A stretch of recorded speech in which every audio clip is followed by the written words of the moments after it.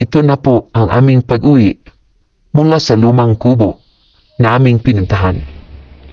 Kasama ang aming pakiramdam ng kalungkutan dahil hindi talaga namin natagpuan ang nawawalang si Ninita.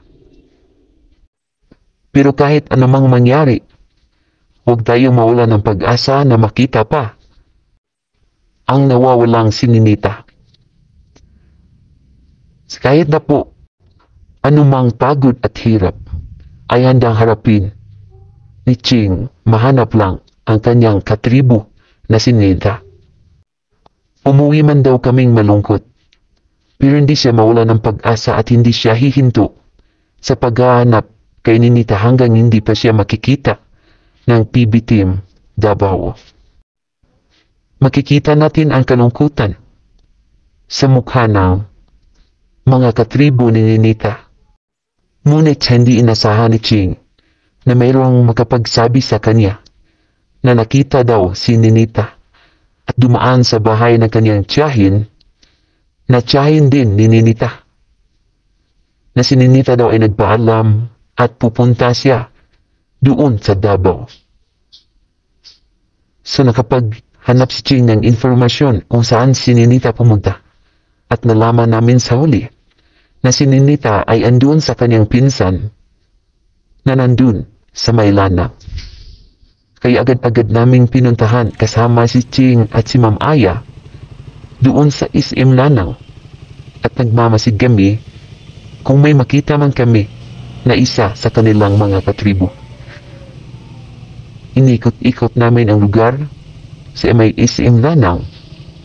Papunta kami sa may bandang Damosa at patuloy na nagmamasid sa paligid kung mayroon ba kaming makita na kahinalang nakasama ni Ninita dito sa Davao. So pinunta namin ng iba't ibang lugar dito banda sa Maylanang.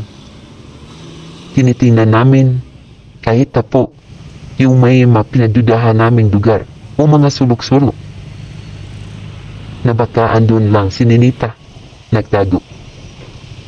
At naglakad-lakad kami papunta hanggang building ng Damosa papuntang sa na daan sa loob lang ng lanang mismo.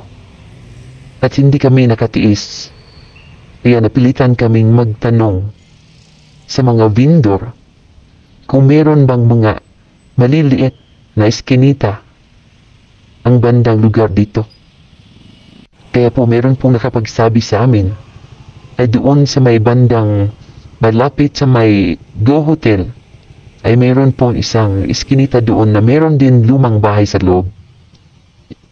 Kaya doon banda namin tiningnan ang isang eskinita kung meron kaya.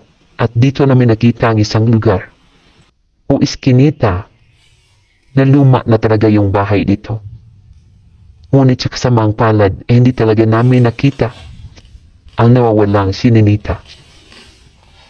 Wala kaming nagawa, kundi ang umuwi na lamang sa bukid at nanatiling malungkot dahil sa nangyari kay Ninita.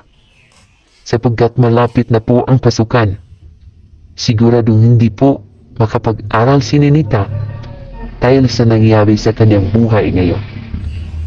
Sana po ay matulungan talagang makita si Ninita.